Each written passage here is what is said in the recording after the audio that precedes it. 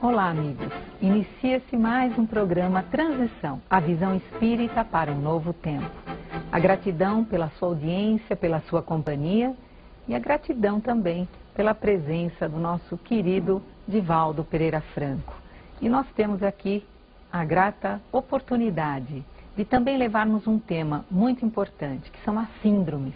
É um conjunto de sinais, um conjunto de sintomas que determinam uma certa patologia.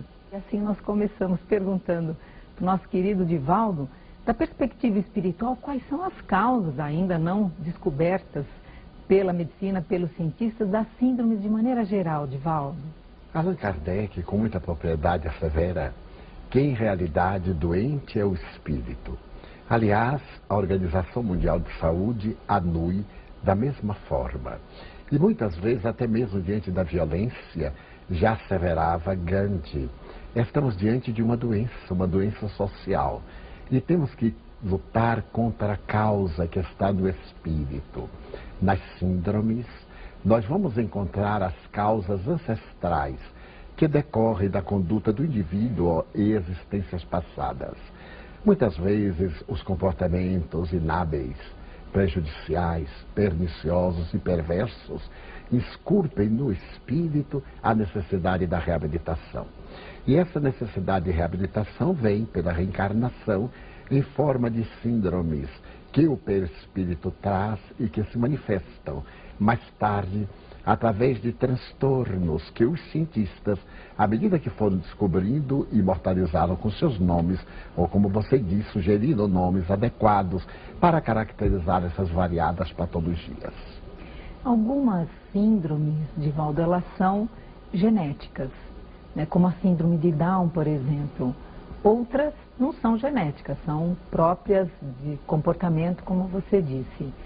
Qual é a diferença, do ponto também de vista espiritual, essas que já vêm com uma condição genética, como a síndrome de Down, por exemplo? A condição genética impõe uma síndrome que nós chamaríamos de fenômeno expiatório, que o indivíduo não terá possibilidade de se libertar, pelo menos em toto.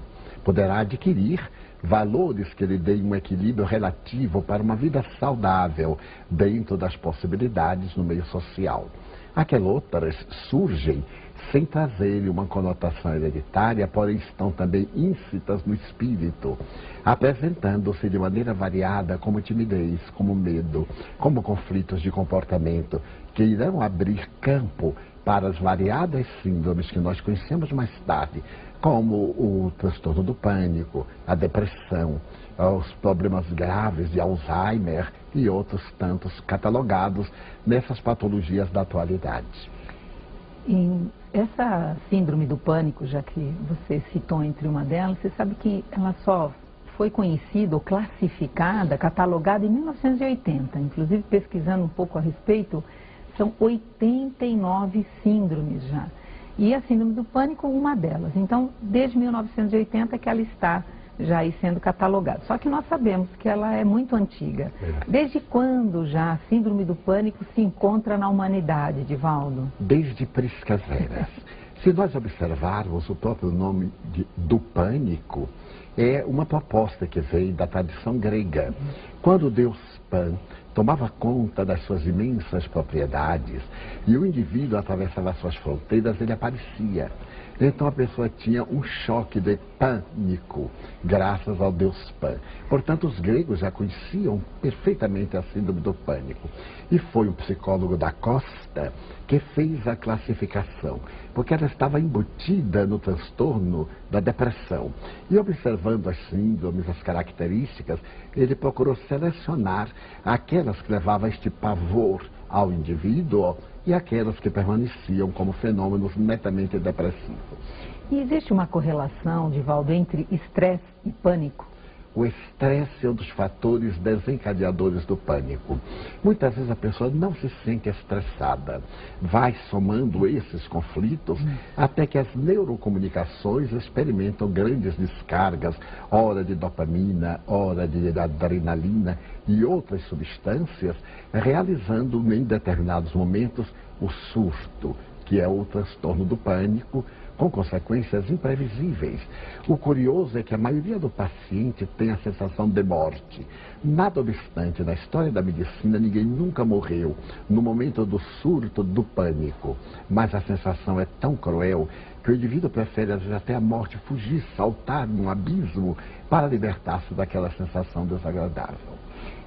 Divaldo, essa vida, principalmente nas grandes cidades, essa vida agitada, corrida, com pouco significado espiritual, com pouca busca nesse sentido, também é uma das causas, Divaldo? Eu acredito. Pelo menos é um fator desencadeante. A necessidade de estar presente em todos os lugares ao mesmo tempo.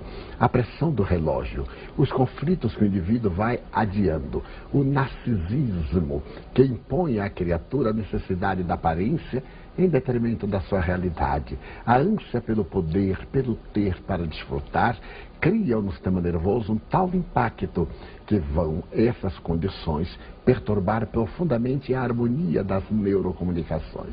E então, de repente, o indivíduo faz a síndrome do pânico, quando poderia ter uma vida mais tranquila.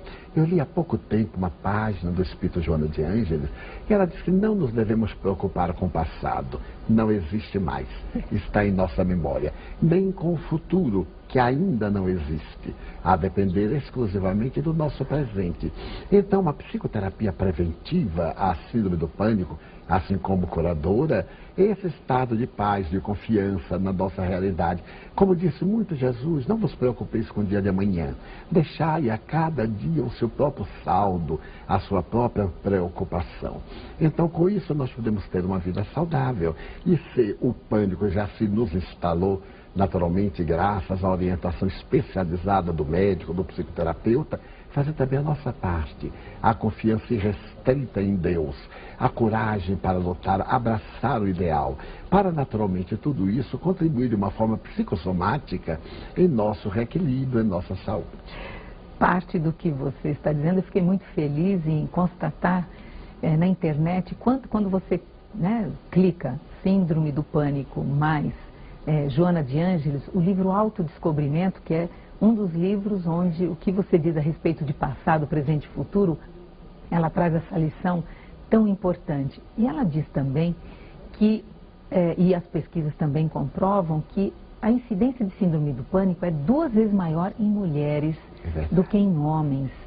E aí, como fica, Divaldo? O que você diz sobre essa estatística? Os hormônios femininos, graças à sua faculdade de sensibilizar a mulher, tem mais possibilidade de abrir campo a preocupações. A mulher, finalmente, graças à afetividade, aos seus sonhos de autorrealização, que todos temos, mas na mulher tem um caráter muito especial, cria expectativas e ansiedades, e de certo modo um inconformismo, mesmo inconsciente. Os fenômenos anteriores de perseguição à mulher, a perda dos seus direitos, que lentamente vão sendo conquistados, contribuíram muito para fazer da mulher um ser mais frágil. E graças a esse conceito de fragilidade, ela sempre está procurando, mesmo que inconscientemente, uma proteção, um apoio, uma segurança. E graças a isso fica mais sujeita ao transtorno do pânico, à síndrome do pânico, do que o homem. As estatísticas às vezes revelam que em 5 indivíduos, 4 mulheres ou 3 mulheres terão muito mais probabilidade de ter a síndrome do pânico do que o homem.